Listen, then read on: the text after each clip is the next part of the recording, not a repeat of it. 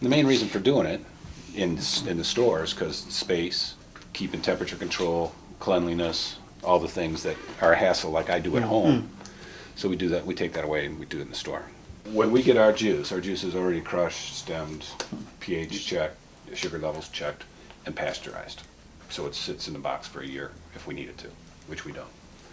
So that's the first part. So all that work is taken away. After that, it's fermentation. Fermentation is what, a 2-week process? We actually ferment for 4 weeks. We go 2 weeks of primary and 2 weeks of secondary.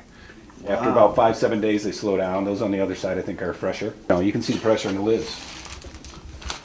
So when I come here to do my wine, you supervise, this is what the first this is what that first day I'll end up, I'll pick out my wine, come to you, we'll work this, we'll show me and everything else, and then this is, I put my name on it or whatever. Yeah. Some folks come back and make sure it's bubbling. I usually make sure it's bubbling for them. You know, we maintain the temperature at the right level for yeast to work, because that's one of the challenges. A lot of folks, when they do it at home, they're doing it in the basement or somewhere, or it's out of the way, and they can't get the temperature right. When I do it at home, I have mine on thermostatically controlled mats, so everything's at the right temps. Here, we just keep the temperature warm. The mid-range prices, we include skins, in about a gallon's worth of skins. That goes into here. So that really brings out the body and the flavor. We rack it over to one of these guys. And really, all we're doing when we're racking it is we're agitating a little bit. You know, by the end of 2 weeks in this thing, the yeast have gone sort of lethargic, right? So we wake them up again, make sure they dry it completely, get the residual sugars. This thing's totally sugar-free by the time we're done here. See, it starts to clarify from the top down, but it's not really had the clarifying agents added to it. So it's still foggy. If you put that in a glass, you're still going to have sediments. You're still going to see it. And then that's a white. A red would be horrendous. You can't see through the reds, but you would know that much more solids in a red. On the next row, I can show you one that's been clarified. So this, you ask how we speeded it up? These chemicals are amazing. They're all natural chemicals, by the way, but they're nonetheless they're chemicals. So there's after clarifying. So that's a Sauvignon Blanc, that's 115-13? Yeah, so that's 3 days. 3 days after I added clarifying chemicals, you can see it's almost ready to bottle. And then finally, so this is how we speed it up, you know? And then we bottle. And bottle aging is really how we do it. And you can see at the bottom, there's absolutely no sediment, because what little bit of sediment accumulates here is now gone from the filter. So we get all we can out of it. How long is this? So 2 weeks, and then in between this and bottling is when we filter. So we do this, and about 3 days before we bottle, we filter for the folks. So, and then we bottle age. We do oak chips.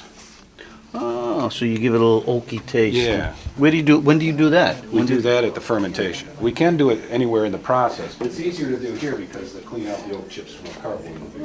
That's how you do it. You've got a lot of surface area contacting the wine. The other thing we do is do you have different brands of oak chips or different? For the most part, we use French toasted oak, medium toast. we use American lighter toast too for some wines, you know, but mostly it's just French toasted oak. And what we'll do too is we'll steep them, and to really bring out the flavors. We'll set them in here for 15-20 minutes before we add them to the wine. That really brings out the oakiness in them. Wow, that's pretty good. I know. Better than that, it tastes really good too, you know. And the final stage of our process, where we think we have like an advantage for folks, we don't use many preservatives. Everybody uses sulfites because they have to. There's sulfites in wine. You know the story, right? So sulfites are created during fermentation, then they're also used for preservation. But when we sulfite, we just use a very low dose. So I did the calculations just yesterday because I've been trying to make this argument for my customers, is that, you know, to be considered sulfite free, you have to be below like 30 parts per million. That's federal guideline, right? Our wines start off sulfite free, but yeast creates sulfites in the fermentation process, and then we add back a 1/4 teaspoon per gallon. When I did the ppms, it came out to roughly 35 ppms versus a commercial, which is, remember, the threshold's 30. Ours is about 30, 35. Commercial wines are 75 to 200. Spain or Italy sit around a plaza and drink wine all day and never have a headache, never have a hangover. You go, how does that work? Same thing with our wines. Now, I don't know that it's the sulfites. I don't know if it's the other preservatives that go into it. The sulfites have a lot to do with it. I know it's only that we low-dose sulfites. So literally, people with red wine headache, I just did the test this week. See, I used to have a red wine headache, right? So I stopped drinking red wine for like 10 years.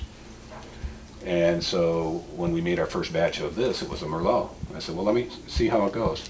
You don't have to buy volume. You can buy 3 labels of really good stuff instead of 12 bottles of average stuff, right? Because you got our stuff for your everyday drinking wine. That's what I try and tell them.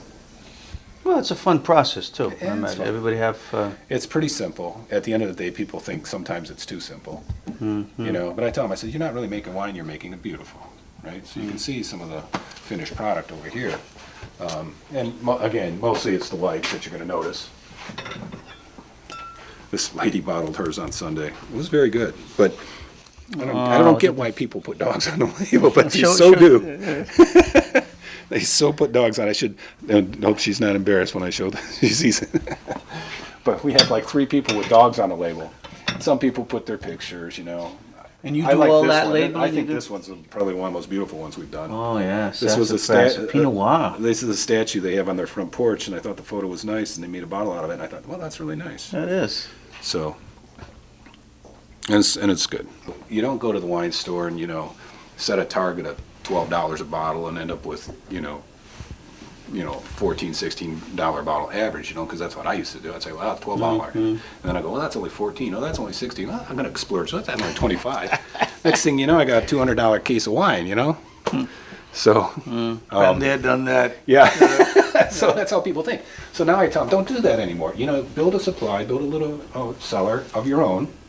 People need to think in terms of cellars too, because not only if you're making it, you want to age it, but 2, it's just having the variety on hand. Now, we're not saving them a ton of money, because we're still at $10 a bottle. We think we're making much better than the $10 bottle of wine. Plus the side of, the benefits of it being less preservatives.